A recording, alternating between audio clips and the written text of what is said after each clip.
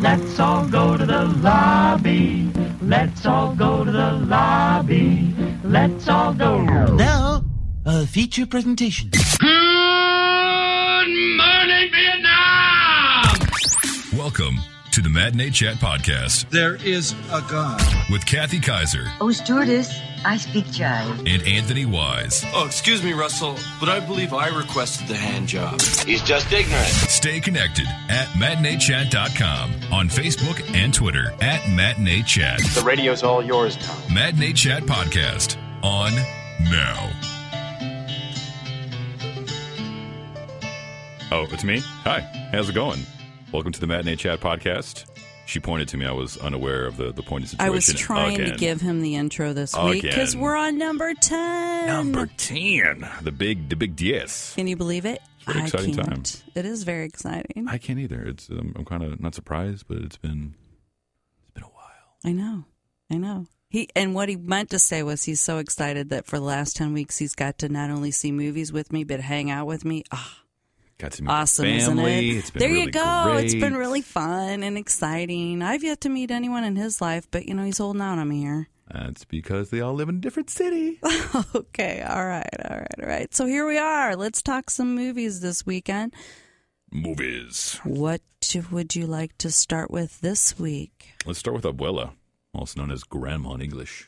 That was very nice. Ooh, that was impressive. Multicultural podcast. I like it. Wow. I like it. Okay. Lots of fun, exciting, older people that many people have seen through the years. Grandma starring Lily Tomlin, Sam Elliott, Marcia Gay Harden, rated R. Oh, John Cho was in it. Sweet. Yeah. I guess he had a small part, just a cameo. Yeah, just little. Yeah. That's too bad. I like John Cho. Yeah, he was in there a little bit, but no, most of the film's about Lily Tomlin and her losing her love of 38 years and trying to come to terms with a new relationship she's in with Judy Greer. Many of you may remember her. So she's Judy got a younger woman in her life. Yeah, and Judy Greer's one of the voices on Archer. Exactly. One of the best cartoons out there, by the way. There. Yeah. So, yay. So, yeah. So she's in a relationship with her, and, she's trying to come to grips with maybe that isn't working out either when her granddaughter comes to visit to inform her that she maybe is going to have an abortion and she needs a little funding for that little event in her life. So it's a progressive movie. There you go. There you go. Very progressive. And, so Lily's going to take her to some friends who maybe have owed her money over the years, and hopefully, because, Lily's not rolling in the cash either, that she can help her out, and they're trying to avoid going to her judgmental mother, Marcia Gay Harden, for the funding. So, yeah. Little progressive storyline there. So do they open up a lemonade stand to help pay for this abortion? Or No, but they do visit her ex-husband, Sam Elliott. With his deep, sexy voice. Yes. He's still got his deep, sexy voice. Reminds me of you. Well, that's the thing about it, is that because he exists, though, mine does not. And so when, unfortunately, he passes is when I can shine. So is that it? Just waiting it out. Don't wish demise on I'm Sam not wishing his Elliott, demise. but It's just one of those things. The leadership is in power, and you got to let it ride out. I'll rise up eventually. Okay. All right. Well, and actually, Paul Wise, who actually did the original American Pie, wrote and directed this film, too. That's cool. So I was expecting something really stellar. All these actors, Paul Wise. You say that in a very interesting way, that it was not stellar? I really was sadly felt it was not stellar. But it looks so cute. I mean, I like Lily Tomlin. I thought she was a great little quirky sort of grandma. Of course, unconventional grandma, which is my favorite part because it shines a light on those kinds of possibilities. Right. But it doesn't come up to your expectations. I was going to say, I really, if you go to the website, check out matineechat.com. In the review, I really share with everyone, I think Paul had this great group of seasoned actors together, and he didn't push any of them because none of them really rose above what we've already seen from them before. Even Lily's just Lily. So, it's nothing that we haven't seen Tomlin doing before. So, bottom line is, I pretty well gave it a rating of, we can wait and check this one out on Netflix or your favorite pay-per-view. I still don't know what that is. Who pays for things? Well, I was trying, Netflix. All right. Netflix, well, that's too bad, though. know. I mean, Tom was kind of expected, just like Jack Nicholson will always be Jack Nicholson. Very rarely these days does he ever do anything besides be Jack Nicholson. Right. I mean, and she was enjoyable. I mean, I'm not saying it wasn't enjoyable. I just don't know that you want to fork over a lot of cash to see it at the movie theater. Was it entertaining? I can understand it not breaking through artistic prowess of these great actors. I can understand that. Right. But were they at least entertaining? Yeah, they were semi-entertaining, but not enough to pay $12 for a ticket. There you go. That's that is the key factor. You got to get your money's worth. And I'll agree with that. I'll agree with that sense. Well, that's too bad. I was kind of hoping it would be. Yeah, I was hoping for a lot more too, but I guess it's a walk in the woods. It was the same situation too, though. Exactly. All right. Well, don't rush out to the theaters. Save your gas and try to stream it if you can. Using your best available and legal service, by the way. We don't promote piracy. There you go. That's right. That's right. Nothing. Only legal services. Thank you. Yes. Okay. Well, that was Grandma, and you guys get a full review up on the blog right now, matineechat.com. And now it's time for one of the lovely portions, the game time. This is Name That Movie Tune, because any other form would be illegal. Exactly. Movie tune. This clip is a little longer than usual. It's from a Disney movie. I'll go ahead and express that little hint in there. I included it from the clip from the movie so that there's some sound bites in there from the movie to help out. Perfect. If you can't get anything after that, I'm sorry. You didn't have a child in the 90s, but this was a very big to us. And so here it is. Yeah. He really wants to start singing now. I really do.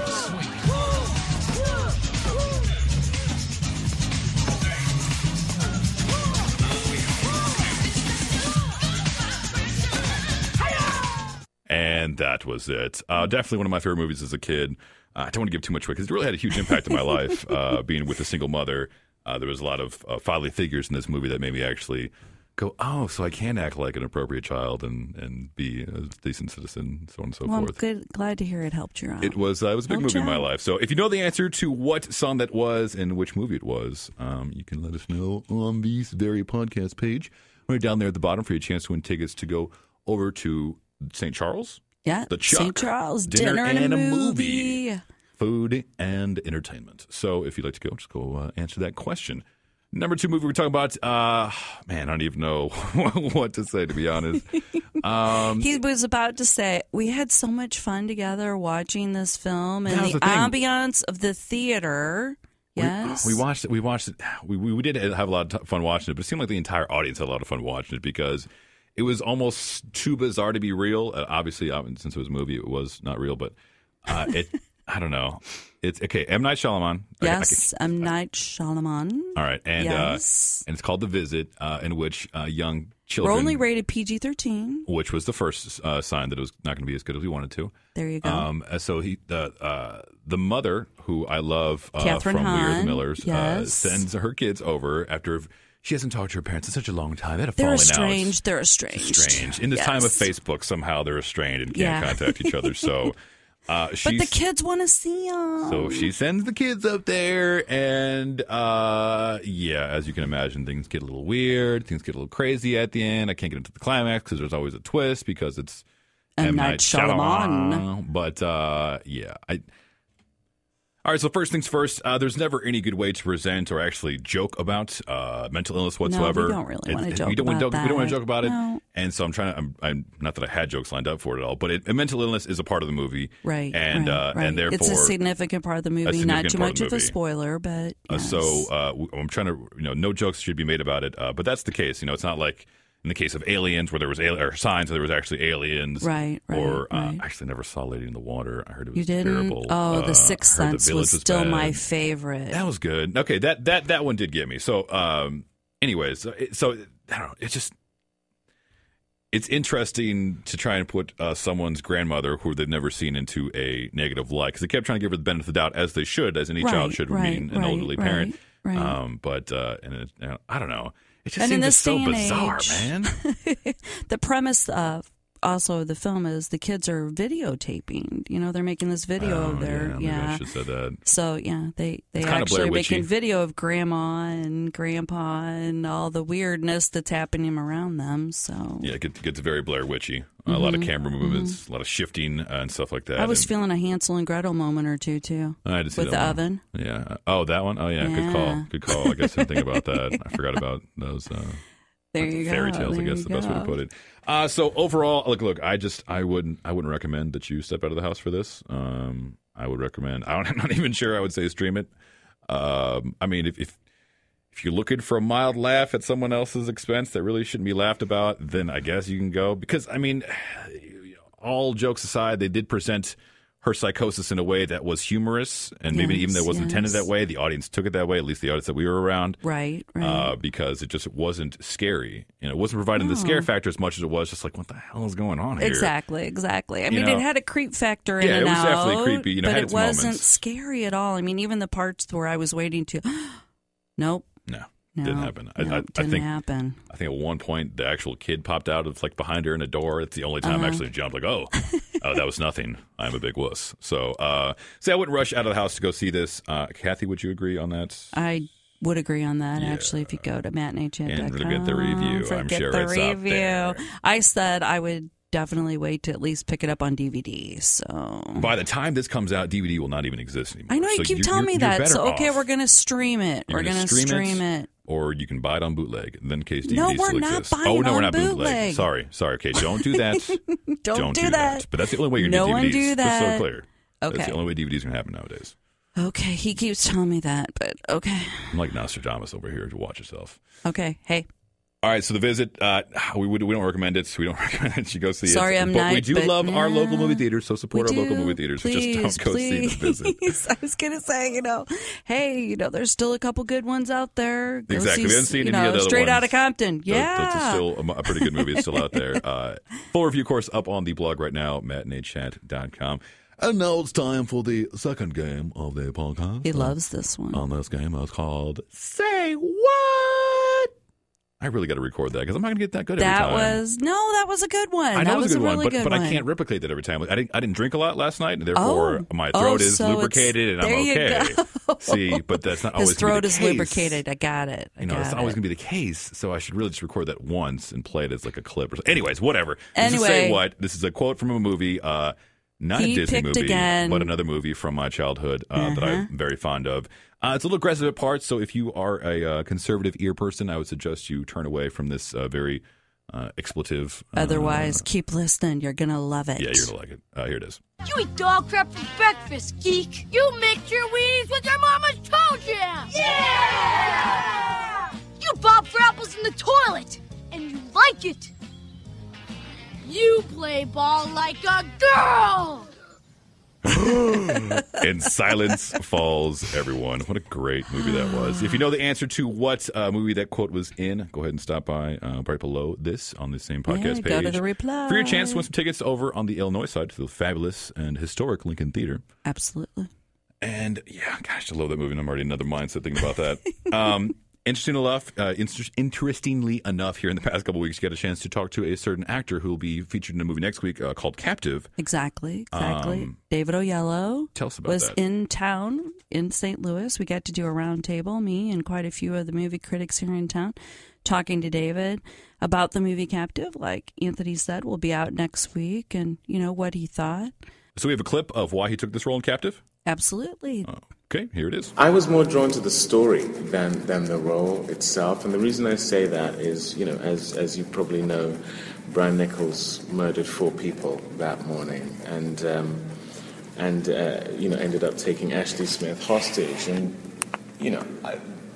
that on paper is not a role I gravitate towards in a hurry, but the story in its totality, when you think about the fact that Ashley Smith was a meth addict and she was someone who had lost custody of her daughter, these were two broken people who were holed up together in this apartment for 7 hours. And there was, whenever you looked at the story, there was this blank spot, those 7 hours. What happened? You know, you only had her word for what had happened. Really, you didn't hear much from Brian Nichols as to what had happened. You know, he was facing trial now for murder, and he's serving multiple life sentences. And so a situation whereby someone who had killed 4 people in the morning then not only lets this woman go, but gives himself up, and she attributes part of her salvation to him, is something that generates intrigue in me. So I was very interested in what happened in those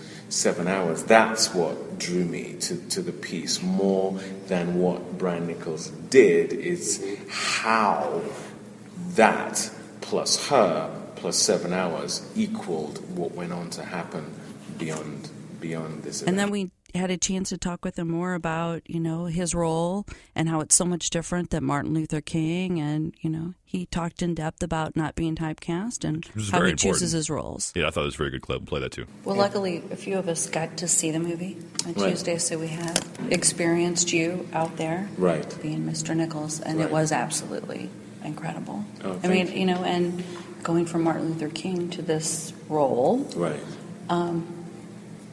Who was Martin Luther King? It was that memorable and that, you know, astounding to watch you play out. Someone that we've never seen you play before. Not that, you know, but that type of character. You're not going to be typecast at all with your choices. That's the reason to do it. You know, there's a very real risk in playing someone like Dr. King to get typecast. Thankfully, people love that film and have been very nice about my performance in it. But, you know, an unwanted byproduct of it would be to be purely associated with that for the rest of my career and to not have audiences be prepared to go on a different journey with me. So in many ways, playing Brian Nichols, who's antithetical to Dr. King, even a film I did called Nightingale for HBO, similarly, a very, very different kind of character. That's not purely why I did those films, but, you know, it's definitely something I aspire to doing.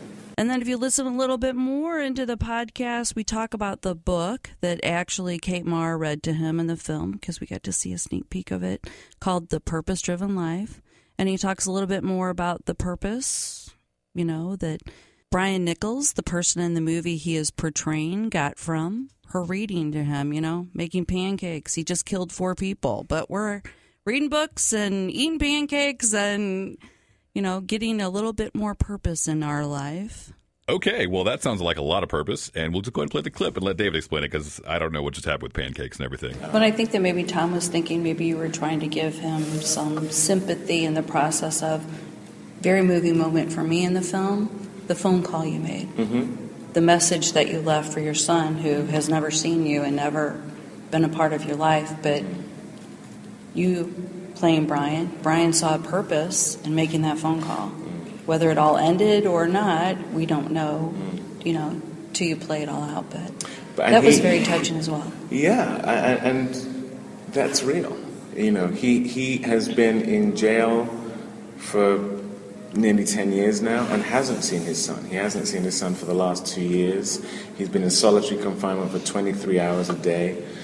The 1 day a week that the 1 hour a day he's allowed to be out in the open, he doesn't take, because he would be shackled and have 5 SWAT guys with him, and he feels like an encaged animal. So he's serving the punishment for his crime. It doesn't mean that he wasn't and isn't a human being. And look, I struggle with it. If Cynthia Hall or Judge Barnes or any of those people he killed on that day were my family member, it's hard to see him as a human being. But that's what's sort of discombobulating about stories like this, is that a human being did do that. And we've got to wrestle with that reality. That's also why I was drawn to the story, is that it's not nice and neat. It doesn't leave you with a nice tied-up bow at the end, that everything's great in life, because that's why it's a true life story. Now, if you want to hear the entire, you know, interview that we did with, like I said, a few of my fellow movie critics here in St. Louis, you can also get the entire interview at matineechat.com. You can also check us out on Twitter at Matinee Chat. And, of course, Anthony hasn't let me take any pictures of him yet, so we're not up on Snapchat. But you better get with the program. It's number 10, man. Come on. Oh, fine. We'll get on Snapchat. You just want to do Snapcash. I don't want to snap you any cash, Kathy, okay? It's unnecessary. Okay, all right. Next week, pretty excited. We have Captive. I brought up just a second ago with David Oyelowo. Black Masters, I'm looking forward to, not only because it's Johnny Depp's sexy fine butt, but it's also about Whitey Bulger, who I thought was an interesting character. Everest, it looks pretty good. And then there's Pawn of Sacrifice. Yes. With Tobey Maguire. Toby. And that's a real story, too. Yes, I love that is a real true stories. I love those true stories about chess. And, just in case people didn't know, St. Louis, chess capital of the world, buddy. Yes, I'm well aware of that. There you go. So very, very little fun fact about our city. So that's next week. Pretty excited about that. Bring you in volume 11. Exactly. Matinee Chat. This one goes to 11. Ooh, Spinal Tap joke. Yes. All right, cool. We'll see you guys next week. He's lining them up. Have an awesome rest of your day. All right. Have a great weekend. Take care.